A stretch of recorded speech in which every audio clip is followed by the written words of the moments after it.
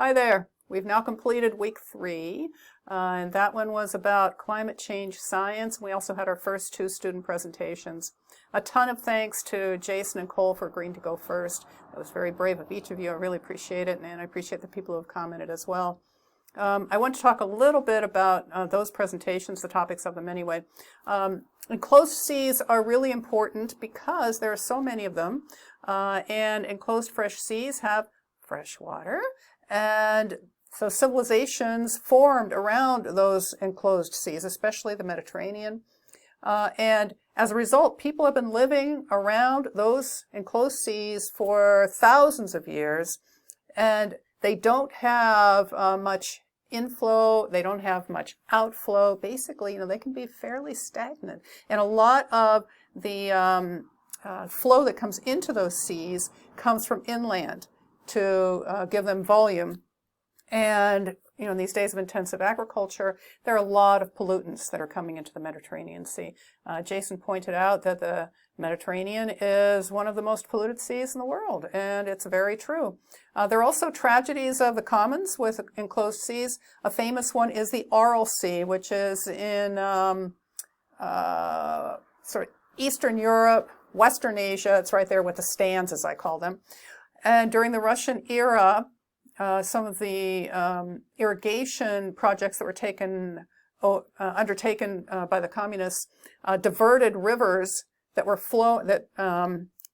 created the volume of the Aral Sea, and to use them for agriculture. And so the Aral Sea has pretty much disappeared now. It's ARAL if you want to Google it. And so you see boats that are sitting in the middle of a desert now because there's just not water coming into the Aral Sea. It's just shrunken down to almost a puddle. So enclosed seas, unless they are cared for, can become a tragedy of the commons. And like I said, the Mediterranean is a famous one because I think there are only 3 outlets, and they're all 3 fairly narrow. One of them is the Gibraltar Straits. I think one is the Straits of Bosporus, and I forget the other one. Anyway, so many thanks on that.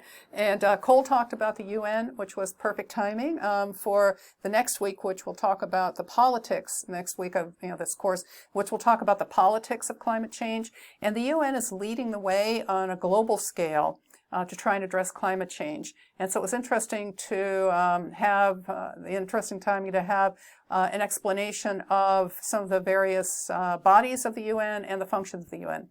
One of the, the main global treaty for climate change is called the United Nations Framework Convention on Climate Change, or UNFCCC as we call it. This week I focused you on the Paris Accords, which came out of the whole UNFCCC framework. There are things called conferences of the parties just about every year. And the Paris Accords came out, and they're called COP, for Conference of the Parties, COP, COP. So the Paris Accords came out of COP21, and it was a huge breakthrough where a lot of nations got together and agreed that they were going to undertake voluntary reductions in emissions, and they were called let's see, I have it written down here, intended nationally determined contributions. Now, all of those contributions together were not enough to get emissions to the level that would stop the rise in temperatures. That was the big criticism of the Paris Accords. Because they are the most recent global activity, I thought it was important for you to know them. The Paris Accords sort of flowed out of the Kyoto Protocol. You might have heard about that, but that expired a while ago.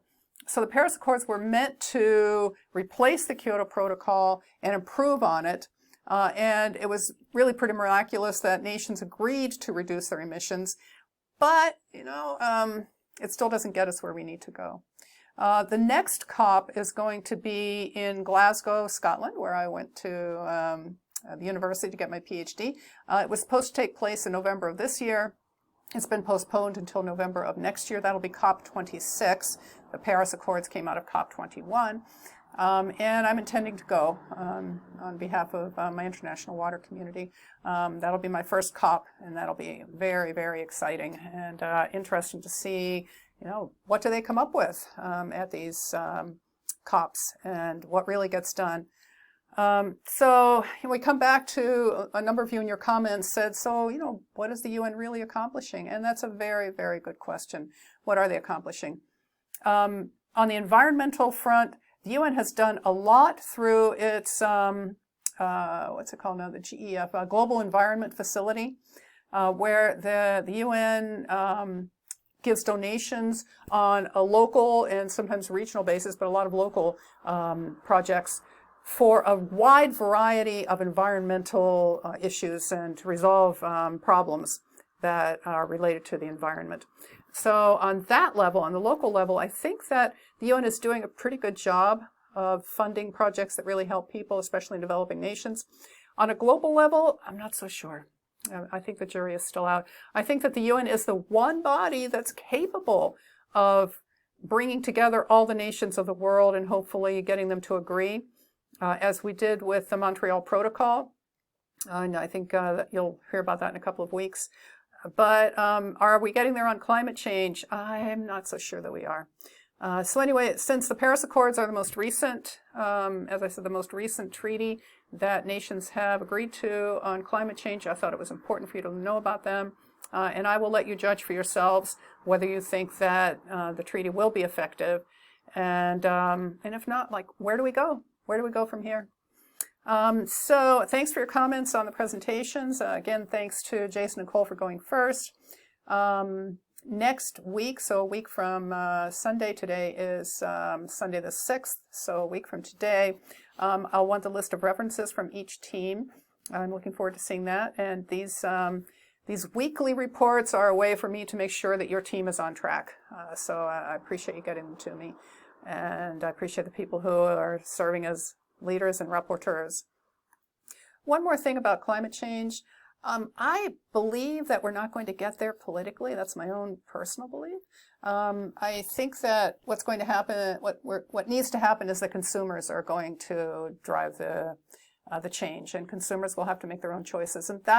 And consumers will say, we don't want any more fossil fuels. We want a reduction in plastics, which, as you're finding out, I hope, is made from oil and gas, so it's a petrochemical.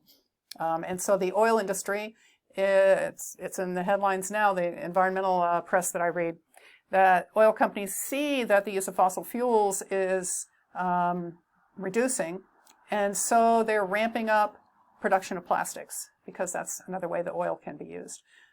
So anyway, I think that in order for there to be real change, it would be nice if governments were to take the lead. That's happening in a number of countries around the world, but I think not enough. And I think that consumers are going to have to drive the real change, and that's you and me.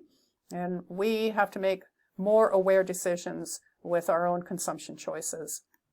I think that's it for this week. There will be office hours on Tuesday at 5 o'clock as usual. Everybody's welcome to join as usual.